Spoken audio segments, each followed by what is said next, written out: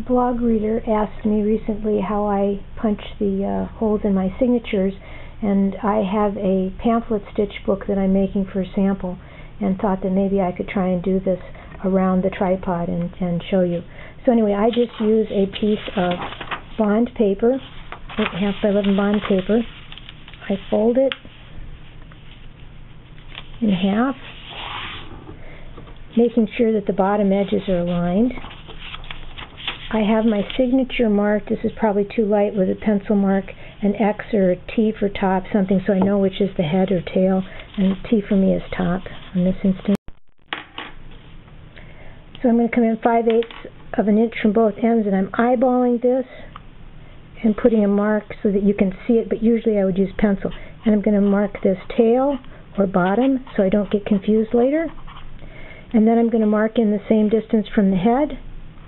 And I'm also going to mark the head, put head there, okay?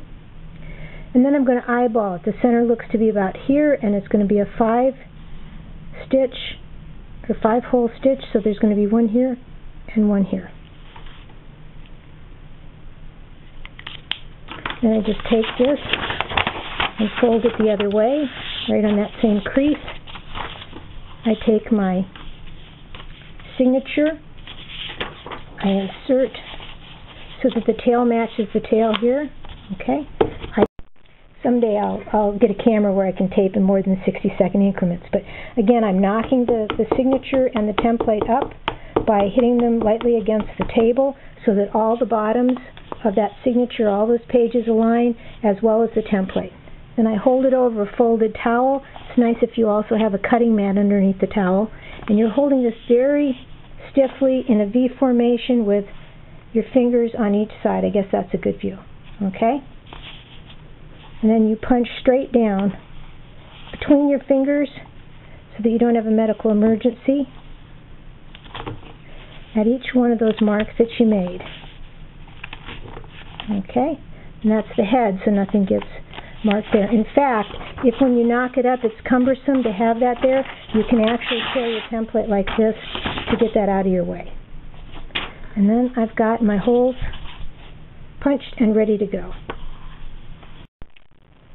Your only other concern is if you're doing a multi-signature book, you want to make sure that you have your stack of signatures arranged so that all the bottoms are together, all the tails, all the heads are together, and that when you pull them off, you insert the template so that the bottom of the template is with the tail of the book, so that all of your holes then will align when you have your multi-signature stacked together. It's as simple as that. No sewing cradle needed.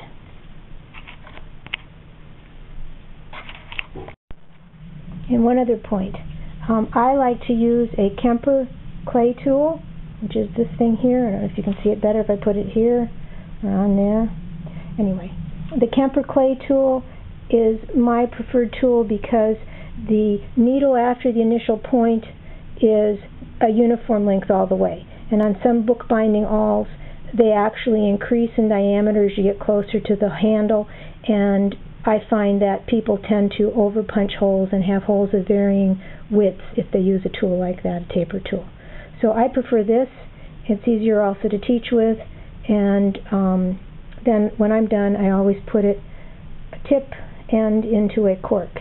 Now, it's just a craft cork I got at Joanne Fabrics or something like that. And that protects it for the next time.